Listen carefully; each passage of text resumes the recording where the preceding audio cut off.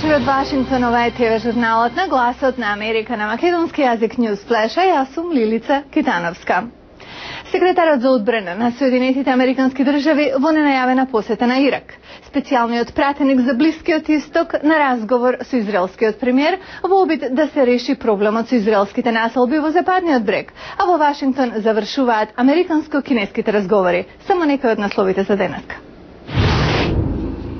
Роберт Гейтс пристигна во американската команда во местото Талил во вторник. На средбите со ирачките лидери, меѓу кои премиерот Нури Ал-Малики, Гейтс планира да разговара за променетата улога на американската армија во ирачката безбедност по повлекувањето од градовите, како и за продажбата на оружје за Ирак, за негово снабдување со безбедносна опрема по заминувањето на американските сили. Се очекува Гейтс да го посети ирачкиот автономен курдски регион во обид да ги премости разликите меѓу ирачките курди и мнозинството арапи. Спорот меѓу нив околу овој регион богат со нафта се закани да прерасне во ново насилство во исто време кога САД се подготвува да ги повлечат своите сили до крајот на 2011-та.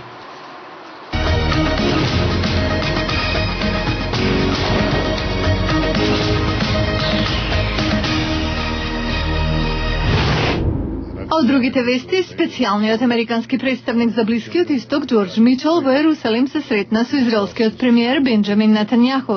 Разговарале за напорите за мир на Блискиот Исток. Вашингтон вели дека Израел мора да ја прекине изградбата на населби за да промовира мир, но Израел тврди дека мора да дозволи ширење на населбите заради природниот прираст на населението.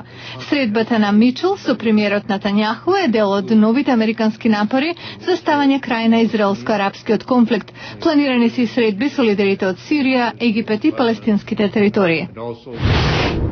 Денес е вториот и последен ден од разговорите меѓу представници на САД и Кина, чија цел е наоѓање начин за соработка по економски прашања, заштита на животната средина и безбедноста. Но денес посебно, според американската државна секретарка Хилари Клинтон, ќе стане збор и за здравствената заштита и сиромаштијата. Председателот Барак Обама вчера ги отвори разговорите во Вашингтон со повик за поширока соработка меѓу двете држави за поттикнување на економското опоравување и спречување на нуклеарна пролиферација. Американскиот секретар за финансии Тимоти Гајтнер и кинескиот вице-премиер Ван Кишан велат дека има знаци на покренување на глобалната економија по најлошото од финансиската криза. Кина е најголемиот кредитор на Америка, држи 800 милиарди долари во хартии од вредност на одделот за финансии на САД. Американските власти обвинија седумина од сојузната држава Северна Каролина за планирање терористички напади во странство. Осомничените се обвинети за заговор за обезбедување материјална поддршка на терористи и заговор за убиство, киднапирање, осакатување и повреда на лица од странство. Во обвинението се наведува и дека наводниот лидер на групата, 39-годишниот Даниел Бојд, неговите синови Дилан и Закарија, Хисен Шерифи од Косово, Анес Субашич, натурализиран американски државјанин, Мохамед Омар Али Хасан и Зиад Јаги отпатувале во Тел Авив, Израел во јуни 2007 со цел да се вклучат во насилен џихад, меѓутоа нивните напори завршиле неуспешно.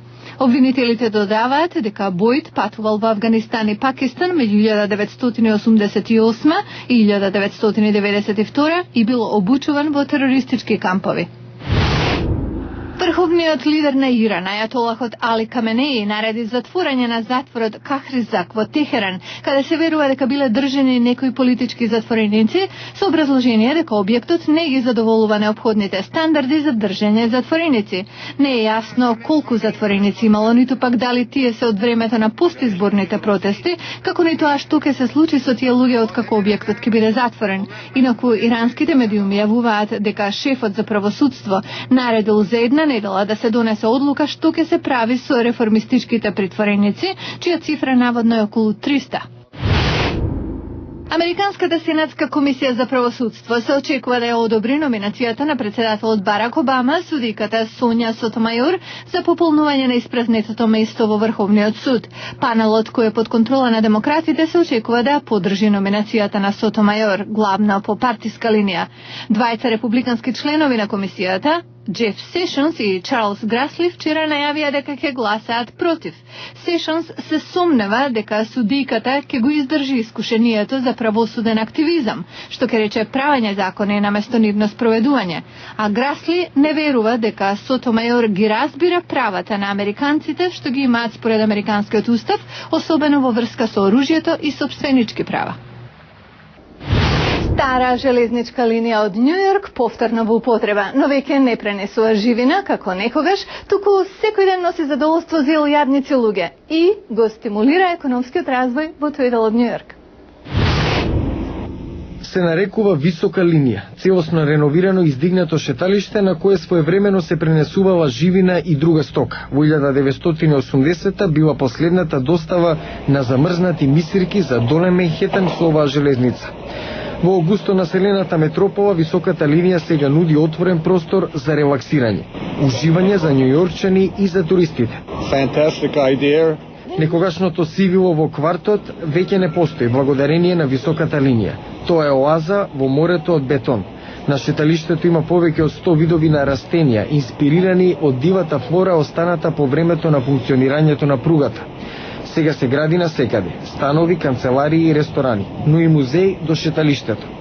Градоначалникот на Њу Йорк, Мајкл Блумберг, заедно со донаторите како дизајнерката на облека Дајан фон Фургенбург и незиниот сопруг, медијскиот могул Бери Дилер, свечено го пуштија во употреба шеталиштето. I'm so proud to be part of this. I'm so proud to be part of this neighborhood. Горда сум да бидам дел од овој кварт, од овој град, од оваа земја. Со ништата се остварливи и се е можно. Првите два дела од високата линија чина $152 милиони. Од таа сума $44 милиони беа собрани од јавноста. За посетителите изгледа дека чекањето и дадените пари се исплателе.